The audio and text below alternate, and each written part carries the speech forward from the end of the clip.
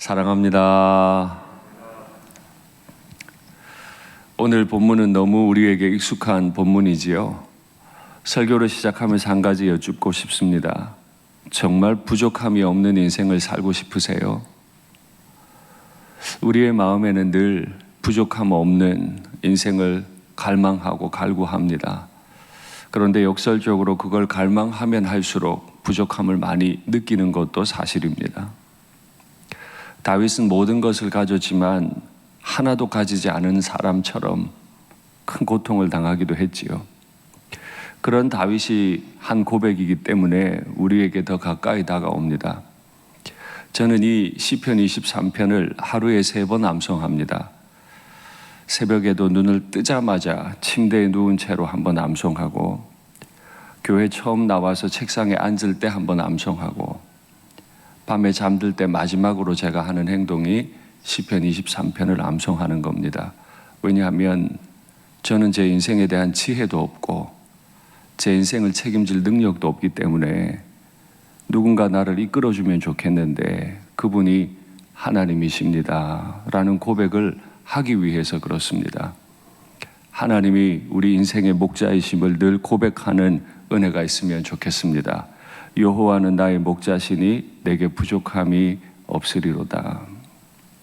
정말 부족함이 없는 인생을 살려면 내게 필요한 모든 것을 갖추는 것도 좋은 일이겠지만은 가장 좋은 일은 여호와께서 나의 목자가 되시면 되는 거죠.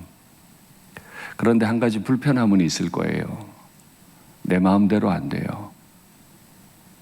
양은 목자가 이끄는 대로만 가는 거예요.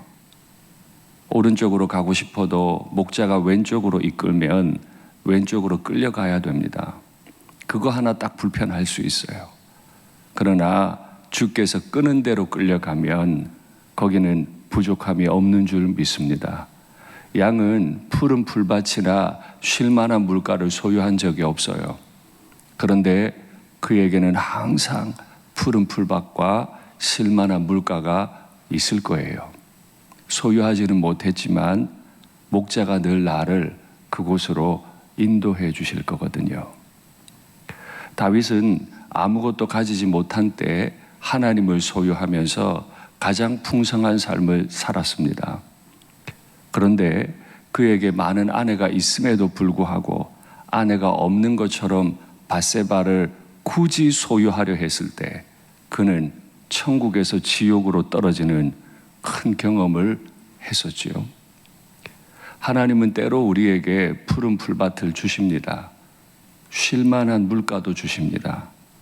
내가 취하려 하면 그 자리는 지옥이 되고 말 겁니다. 주일에도 말씀드렸지만 성령의 인도를 따라 나 자신을 꺾어 나가지 않으면 내가 내 인생을 개척할 수 있는 것처럼 내가 내 교회를 잘 섬길 수 있는 것처럼 착각하는 순간에 내 영혼은 그만 지옥을 경험하게 될 겁니다.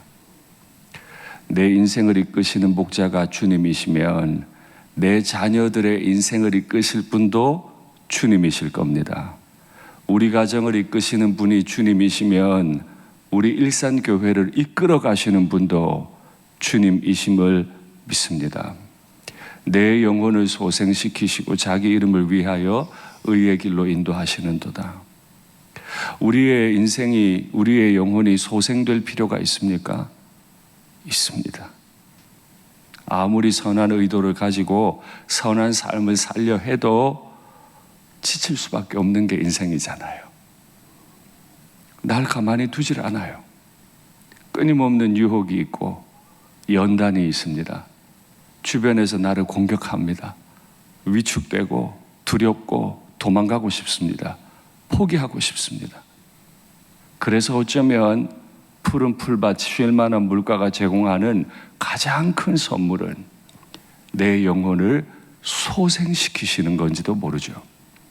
아무것도 가지지 못해서도 영혼이 충분하면, 아무것도 가지지 못했어도 영혼이 하나님으로 가득 차버리면, 아무것도 가지지 못했어도 내 영혼이 하나님을 찬양할 수 있게 만들어 주신다면 나는 그 인생길을 걸어갈 수 있을지도 모릅니다.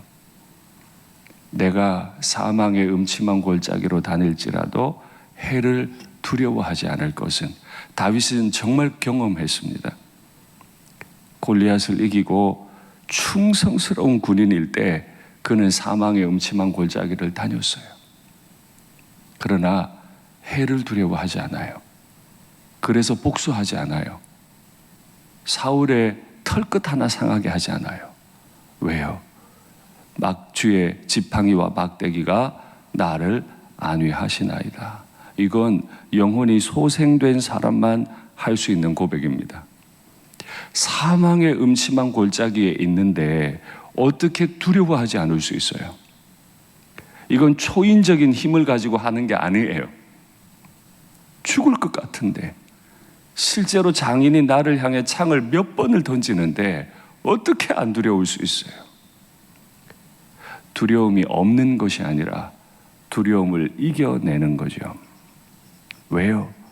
사울의 창보다 더 강한 하나님 아버지의 지팡이와 막대기가 나를 안위하시기 때문에, 그걸 다 피할 수 있게 만들어 주시기 때문에 나는 편안히 지낼 수 있는 거죠.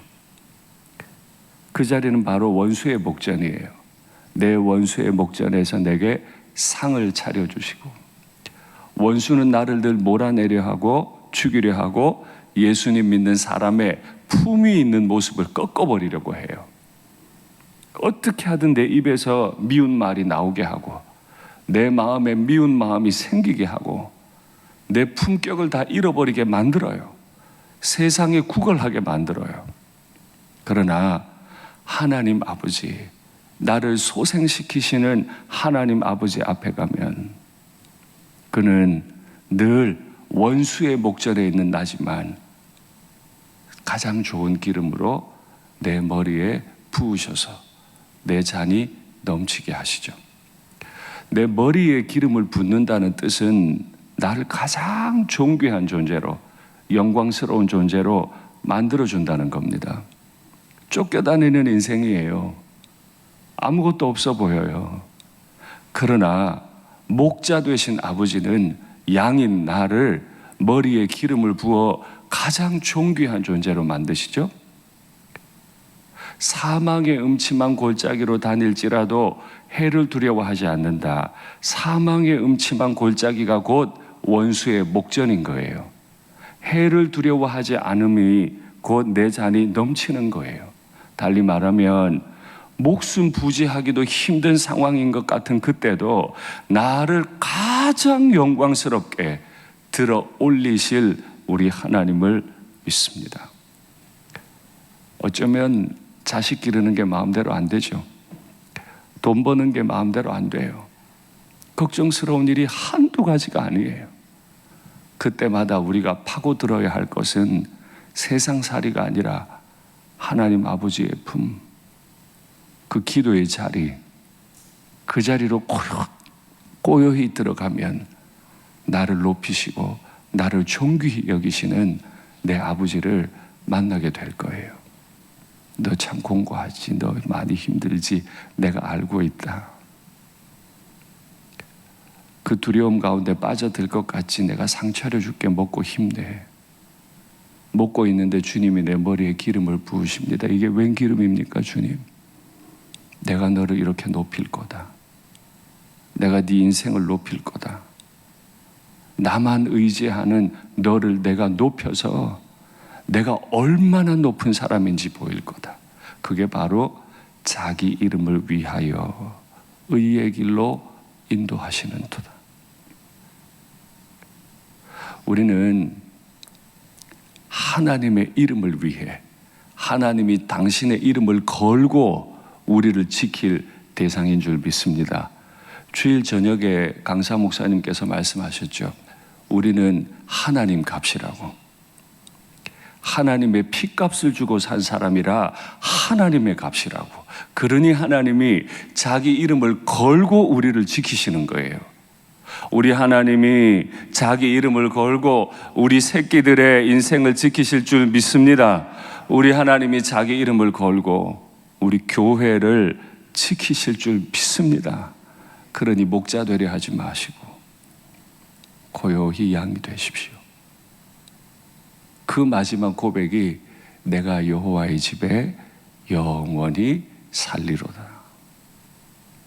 주님이 이끄시는 곳으로만 양이 되어 고요히 걸어가면